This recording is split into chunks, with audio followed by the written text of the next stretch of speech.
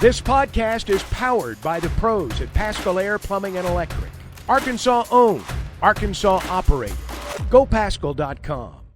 It's just a really good job by our pitching staff. Obviously, they recorded a lot of outs, maybe 19 of them, and it was just a kind of a back and forth game. We made a base running mistake, and it could have been a big swing there, but fortunately,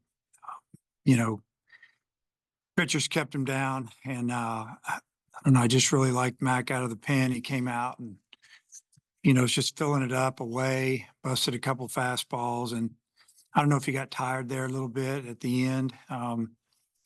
But on the offensive end, it was some clutch hitting, took our walks, we're patient, and we never let them get the momentum back. It seemed like when they took the lead, we caught them and we got ahead of them. They were kind of rallying, and we just never gave it up. And when Kendall hit the 3-run homer, they kind of use the same sequence that they used against McLaughlin, 2 breaking balls, and then try to sneak a fastball by McLaughlin, and they did. He took it, and then exact same sequence that they tried to, it looked like to use on Diggs, and he caught the fastball and hit it out of the park. Obviously, that was the big swing, gave us a little cushion there and made us feel a little bit better about leaving McIntyre out there instead of going to maybe a closer or a different pitcher. So that was a good win. Tim, how would you assess Hagen's start today? Really, really good. But, just facing a tough lineup, I thought he was good. Amazing thing, he keeps his stuff, in their last inning, he's still pumping the 95, 96, and he could have gone out another inning. We're just, he's trying to take care of him a little bit, and, that pitch count's built up, but his stuff was real good. I mean, I've seen him great. I've seen today he was real, real good, but I've seen him great. And then Stone fell behind 3-0 against that guy and then battled back. Just what did you see from that at bat? And I assume would you have gone to Gackle after that if he didn't get him? Can't give away all our secrets, okay? But it was good to see Stone come in there and get that lefty. I mean, that was his job, get that hitter right there, finish the game. Spun a couple breaking balls, didn't throw him for a strike, maybe 3 in a row. Then he threw 3 fastballs in a row, and I liked the way he didn't get all uptight about it and just, basically did what we wanted him to do, and that was throw the ball over the plate. If they hit it, they hit it. But you don't want to walk him with with White on deck, who seems to be swinging the bat extremely well right now. How important, how big was it to get the home run from Jack as soon as they take the lead? You guys respond and tie the game, and kind of walk us through your decision to give him the start because he hasn't had many this year. Oh man, that was a big swing. 2 strikes, I think 1-2 count, 2-2, and he caught a fastball and caught the bottom of it and spun it out of the park. Tied it up. We just take. What do we have, a 1-run lead, and all of a sudden we're down 2-1, and for him to. I don't know. It was just a big swing. It changed the attitude in our dugout a little bit, honestly. Because you got one of your better pitchers on the mound, and you could see the way they reacted when they scored those runs. And it was a really big swing. And I just, he swung the bat good Tuesday night in the game, and a lot of the guys on the team, have gotten opportunities, and maybe he hasn't got as much as I should have given him. He had a little injury there that slowed him down, and Sousa got hot, so he was DHing, and it felt like that tonight would be a night that he needed to have an opportunity, and he did a great job. You mentioned the base running mistake. Was it trying to take third or something at home? I mean, what was the mistake? Well, we worked hard to score that run with 2 outs, kind of a 2-out rally. We have a 3-2 lead. That would have made it 4-2. We got a runner in first and second. And, hit a ground ball up the middle, but the play's in front of you. You don't want to make third out of third. And, the base runner, it's not like he's a flyer. Now, he might have slowed down just a little bit, but, it's our fault. We coach him. But they got to know not to make third out of third. We got to stop them. They need to stop. Score the run. Feel good about that. Let the next hitter do his job. And, just glad that it didn't come back and get us. Dave Diggs, I think, was 2 for 20, including 0 for 4 tonight for that home run. Just what you think about him, obviously breaking out in a big way like that.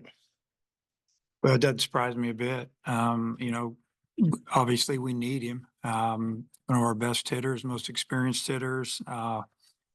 He wasn't having a great night, but we always talk about, you still have time. You can still help the team and to me, he had a great night. And he drove in 3 runs. That's all I'm looking at here is he drove in 3 runs. I don't care what else he did. And just took one swing to flip his night and hopefully get him rolling. What is about him and 3-run homers?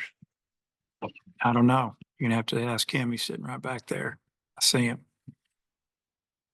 And then considering what LSU was able to do in the ninth, how big was that? That in retrospect, it was huge. Well, it was huge. We knew going into the ninth that they were going in the bottom of the 8th. We only had what do we have? 1-run lead. We don't score. We have a 1-run lead, and we might have changed the way we pitched it.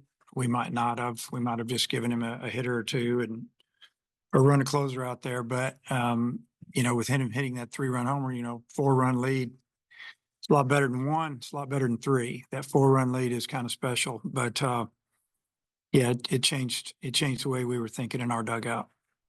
Coach, LSU elected to save Holman for tomorrow, ended up throwing 7 pitchers tonight. Were you kind of expecting a game like that from them? Well, yeah. We kind of felt like we were not going to get their Friday night pitcher.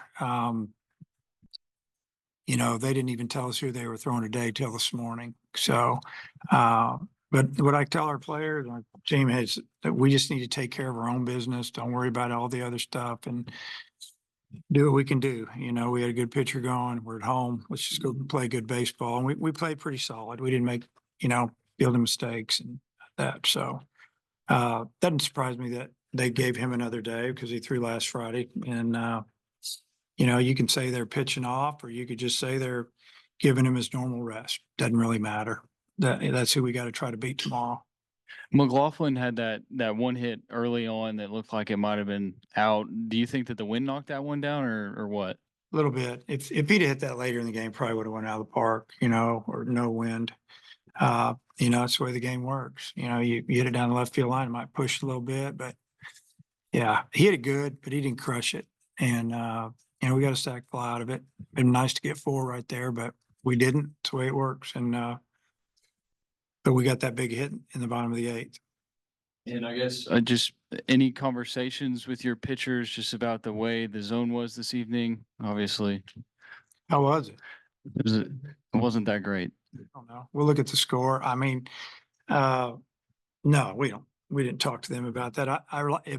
If they weren't getting calls, our guys weren't reacting.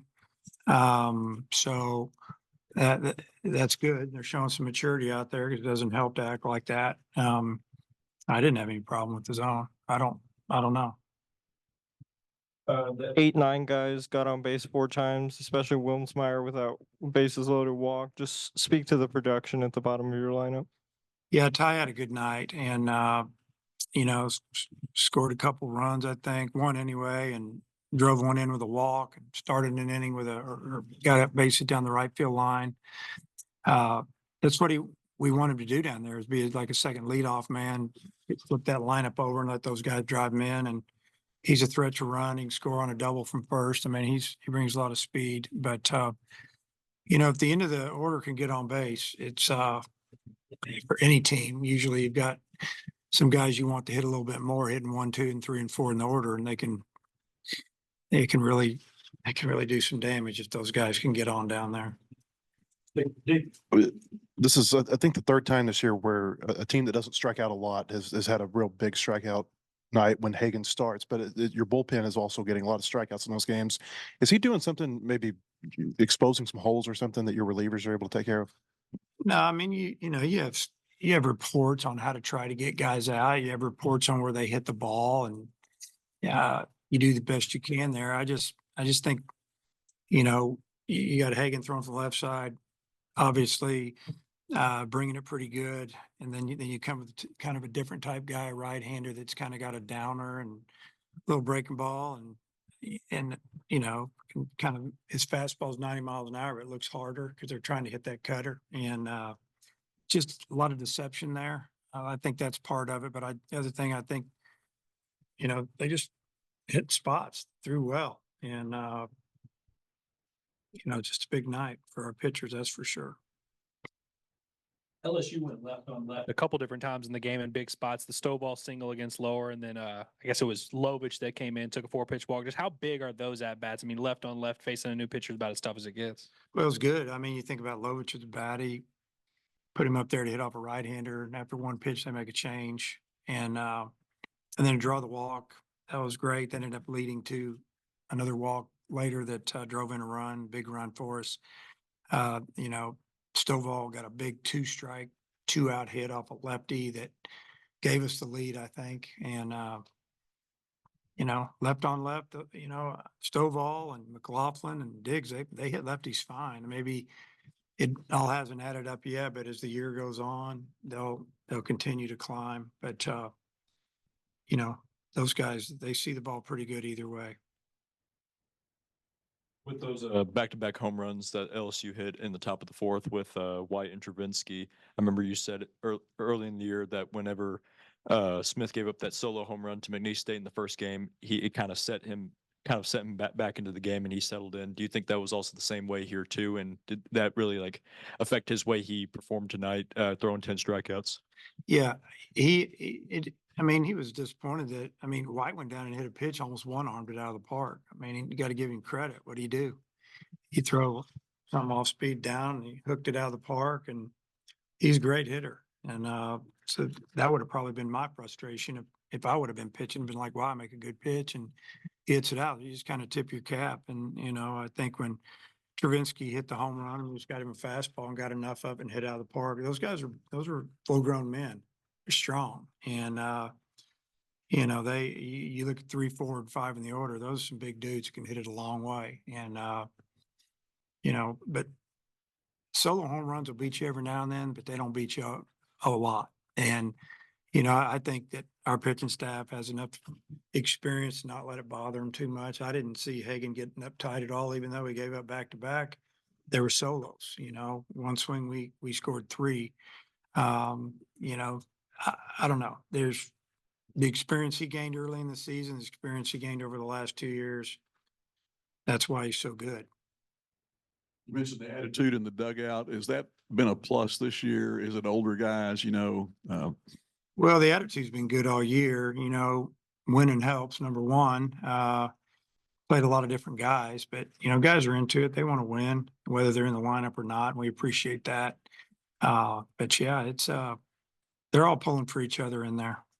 BetOnline is your #1 source for all your betting needs. Get the latest odds, lines, and matchup reports for baseball, boxing, golf, and more. BetOnline continues to be the fastest and easiest way to place your wagers, including live betting and your favorite casino and card games available to play right from your phone. Head to the website or use your mobile device to sign up today and get in on the action. Remember to use our promo code BELIEVE, that's BLEAV, for your 50% welcome bonus on your first deposit. Bet online, where the game starts.